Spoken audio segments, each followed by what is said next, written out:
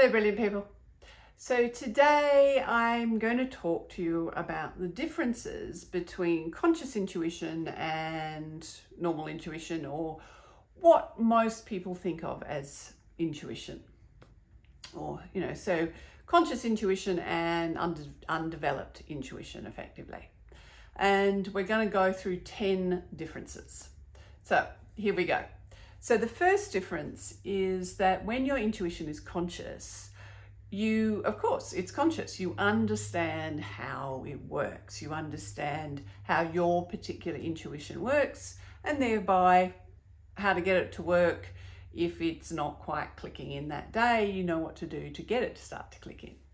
Whereas when your intuition is undeveloped, it appears to be sort of somewhat mysterious. Like it's either comes or it doesn't. Like you don't know how to get it going if it's not going, because you don't understand how it works. So that's the first difference.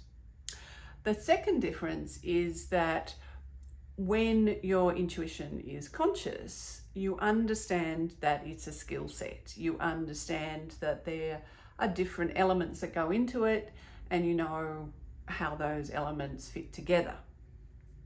When your intuition is undeveloped, we often regard intuition, or think of intuition when it's undeveloped, as a gift, like you're born with it. So sure, some of us are born with more natural ability for tennis or for singing. It's a similar thing. Some of us are born with more natural ability for intuition.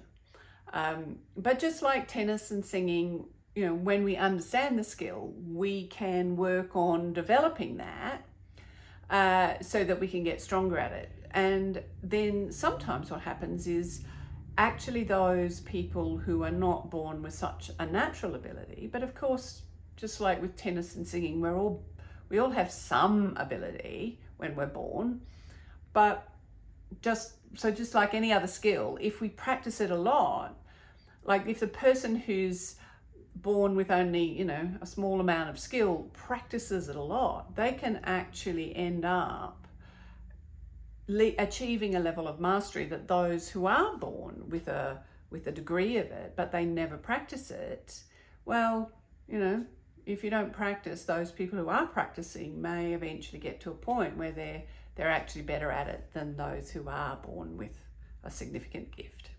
So there you are. So the second thing is we understand it's a skill set that we can practice. So the third thing is with conscious intuition is that it's reliable. Because it is that skill set and we know how to use it, it means that it's reliable. We can use it whenever we choose. Whereas when your intuition is undeveloped, it appears to come and go for no apparent reason. In other words, it seems to often be quite random. So yeah, it can be fun and exciting when it does come, but it's not something that we can just sort of it's just like flicking on a light switch. We can't rely on it to be there when we want it to be there. Okay. So then the fourth difference between conscious and undeveloped intuition is that when your intuition is conscious, it is practical, like it can help you with everyday things, but it's also visionary, like you can get that big picture stuff.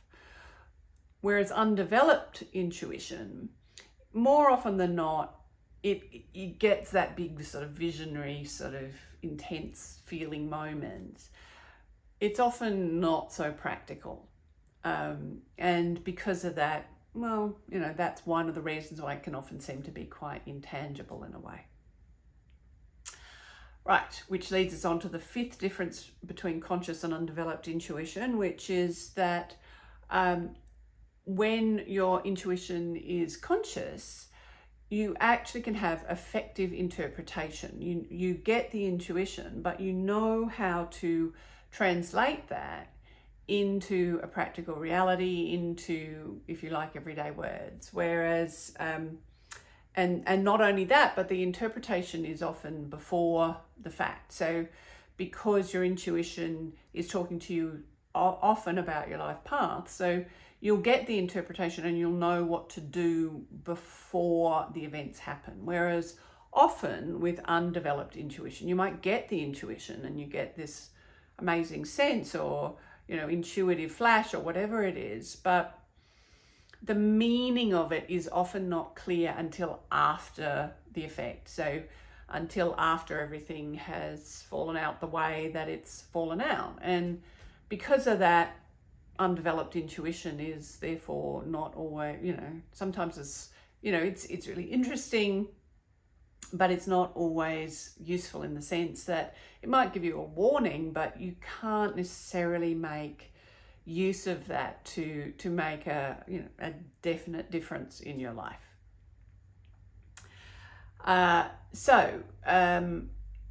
Partly because of the reliability and the effectiveness and the interpretation of it, the sixth difference is between conscious and undeveloped intuition is that with conscious intuition, you know how to practice it.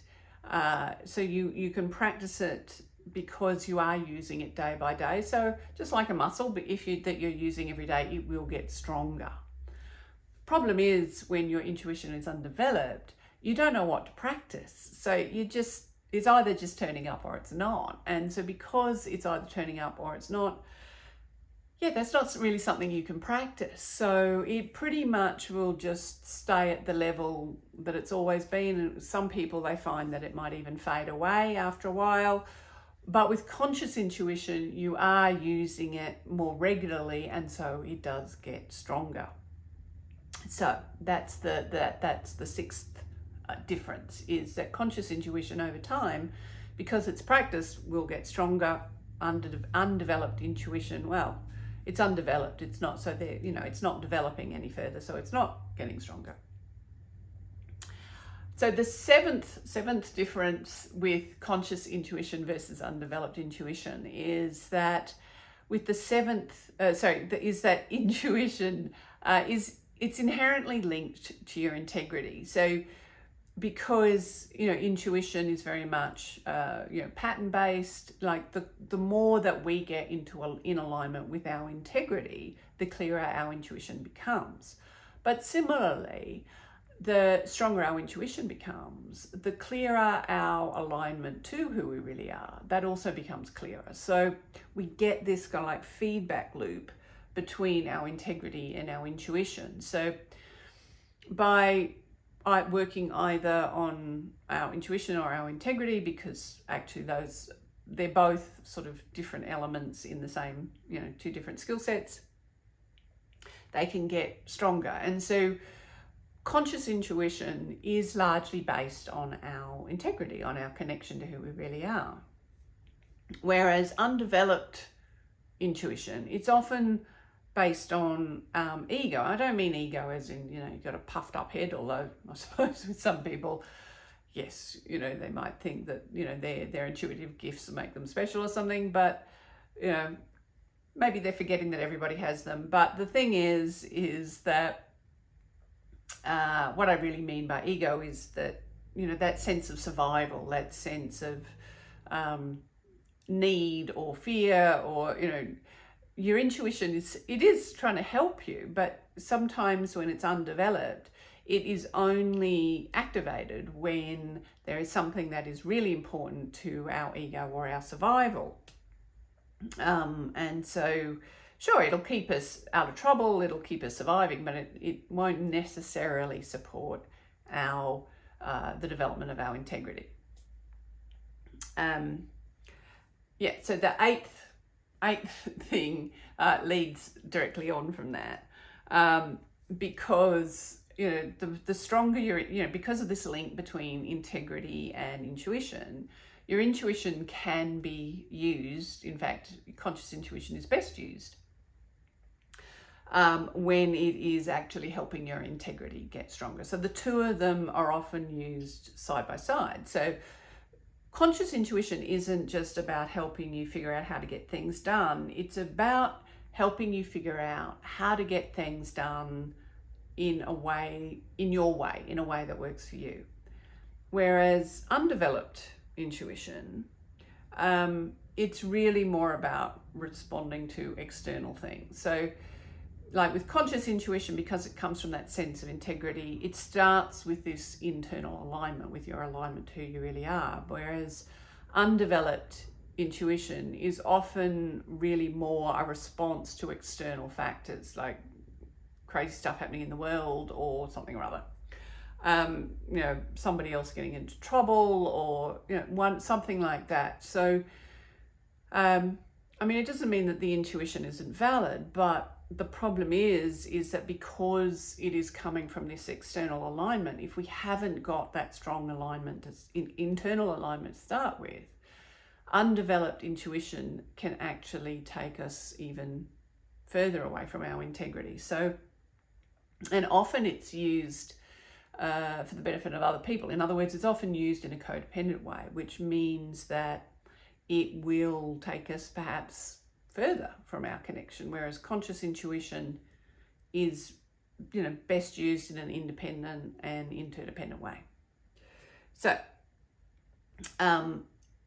So of course that means that step 9, difference 9, is that conscious intuition will always increase your sense of self, whereas undeveloped intuition, it can actually sometimes weaken your sense of self, actually, because you're really sort of focused more on these external things. So the 10th difference is that because when you're working with conscious intuition, you're working in alignment with who you really are, you're working in alignment with your own sense of self, with that internal alignment to your integrity. So it means inherently you're working in alignment also with the universe's integrity. So what does that mean on a practical level? It means that conscious intuition, it comes from an internal alignment, but it also connects to that external alignment. So conscious intuition has a capacity to work with our objective truth, even though it starts with subjective truth, with our connection to who we really are. When we're interpreting it and using it in that very practical way, it does connect to the world, to objective truth, to the way things actually work, because conscious intuition doesn't just increase our understanding of the truth of who we really are, it increases our understanding of the truth of all things. So that's kind of cool. Whereas undeveloped intuition, it really just stays with that subjective truth, with that, this is what I get, which is valid, but it's valid for you. It may not necessarily be valid for others or for the world. Whereas conscious intuition has the capacity to to work with the alignment, the internal alignment, who we really are, but to the external alignment of to what everything is, or who everyone is, and because of that, conscious intuition has more capacity for mutual expansion, because it's supporting not just our connection to who we really are, but the connection of everybody to who they really are.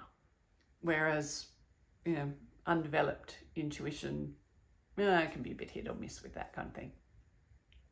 So there you are. There's 10 differences between conscious intuition and undeveloped intuition, or normal intuition, or what people normally think of as their intuition.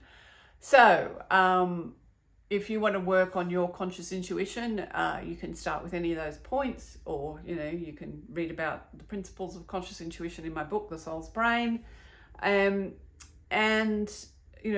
By doing that, you'll not only increase your intuition, but you'll also increase your connection to who we really are. So do that, and of course that will help you be more brilliant. And so just keep doing that, and always remember that you're brilliant.